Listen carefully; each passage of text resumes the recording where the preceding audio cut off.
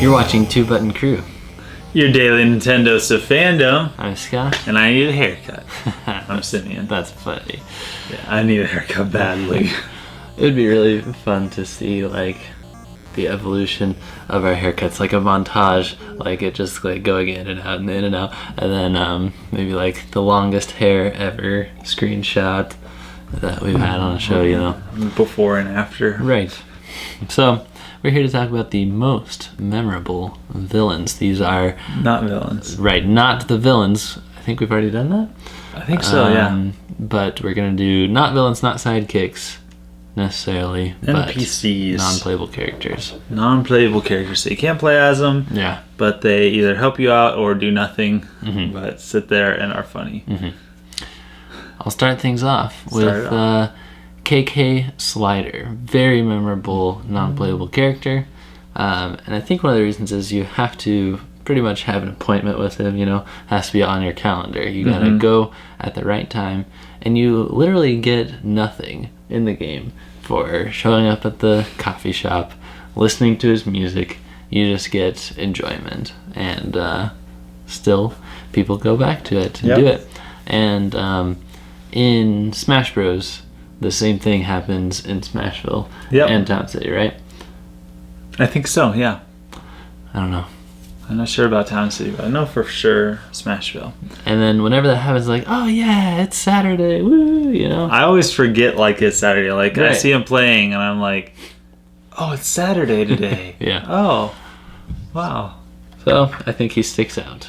He does. He's really cool. And he was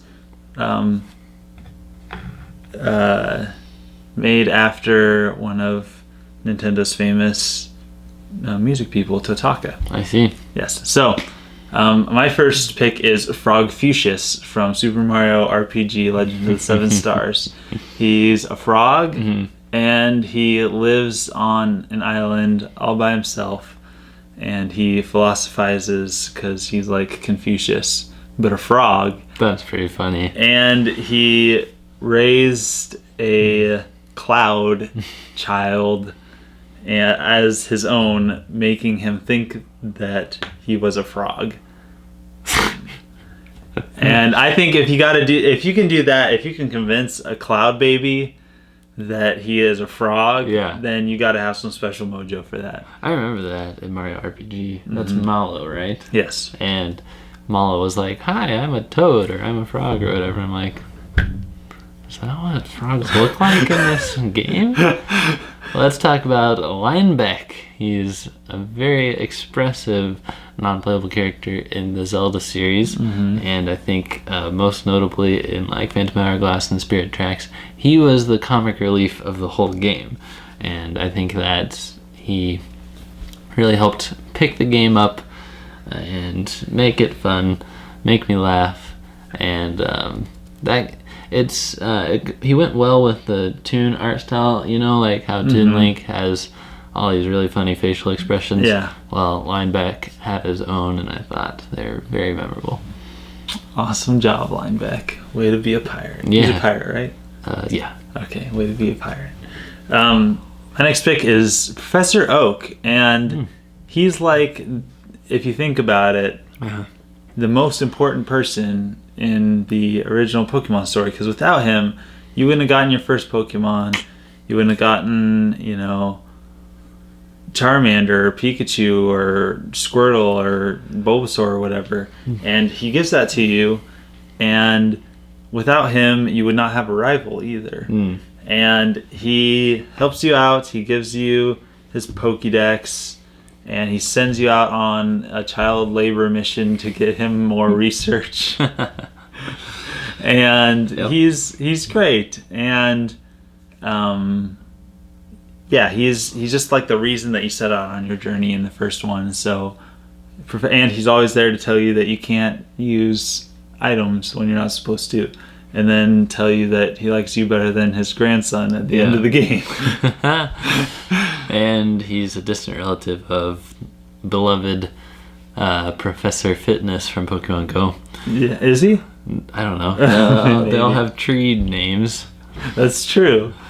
All right. There's also, of course, Groose. one of the few Zelda characters with a storyline, with an arc, with a noticeable beginning and end point at the game, besides Link, Zelda, and Ganondorf, which have the same arc every game. Every single game. Groose was actually a very compelling character.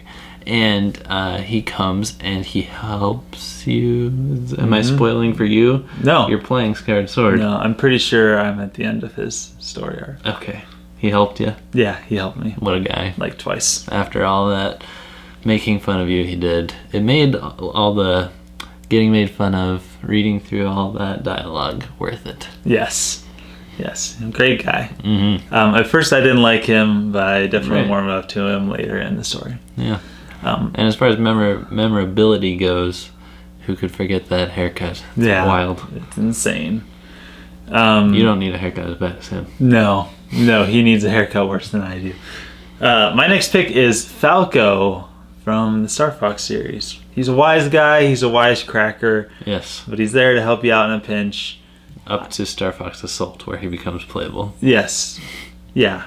But that's only in the multiplayer mode, so I don't know if that really counts that much. Where's your memorableness coming from? N64? And N64 definitely, because he, I played the original a little bit, but I think most people nowadays spent a lot of their time playing the 64 version as opposed to the SNES version. Yes. And so always hearing his voice saying, "Gee, I've been saved by Fox. How Gee, I've been swell."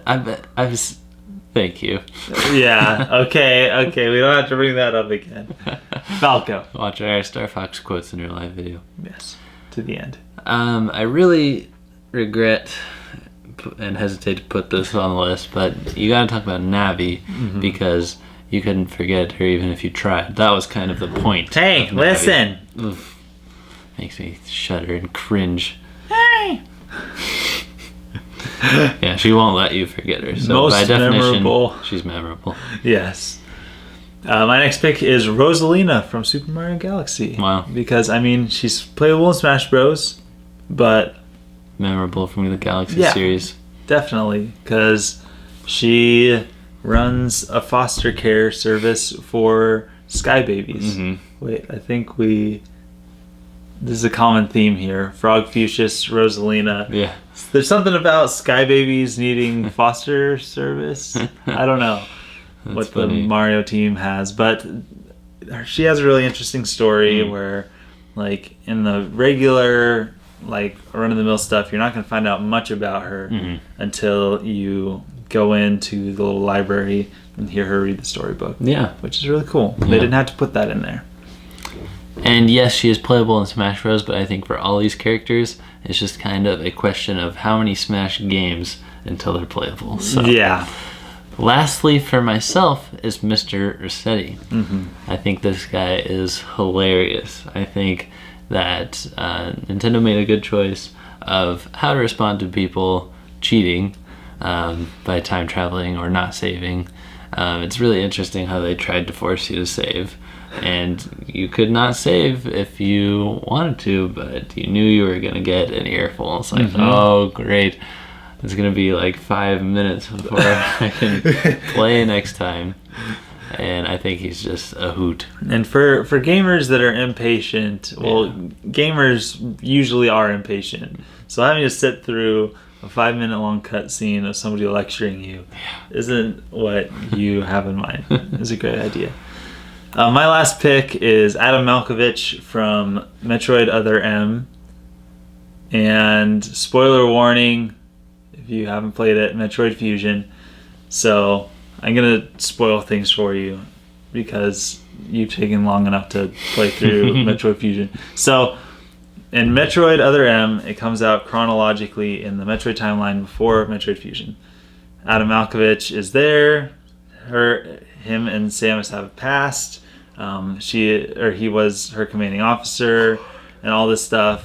And she does the whole thumbs down thing or whatever. But He limits you through the rest of the game, and then he's kind of suspicious because of the deleter thing going on. And then at the end of the game, though, he saves the bottle ship by sacrificing himself and going and pressing the button in the Metroid-infested place and going and beating... That was so cool. Okay, and then in Metroid Fusion, you have a computer that reminds you of Adam until you find out at the end of the game that it is Adam's memories put into a computer, and so you make it out alive from the abandoned laboratory ship, and you have you and the weird creatures that you saved from the ship, and you have Adam's computer, and you're going off into the unknown. And what happens next? I want to know what happens next because they haven't released the game in forever. Jeez. So Adam Malkovich is really cool. twobuttoncrew.com/blog. There's a great entry by our viewer Glenn, who wrote something called Metroid Other Fusion, talking about the many similarities between the two games that you just discussed. Indeed. So there you go. There's our most memorable non-playable characters. We're sure we left some out. Indeed. So please comment them. Yes, and don't forget to buy a shirt. Shirts are really cool, and Two Button Crew shirts are trendy. Yeah. Pick your size, pick your sleeve length, pick hood, no hood, pick your color. Pick which print you want on there. Customize it till it's yours and enjoy. Thanks for watching. Thanks for being part of the crew. See you later. Signing out.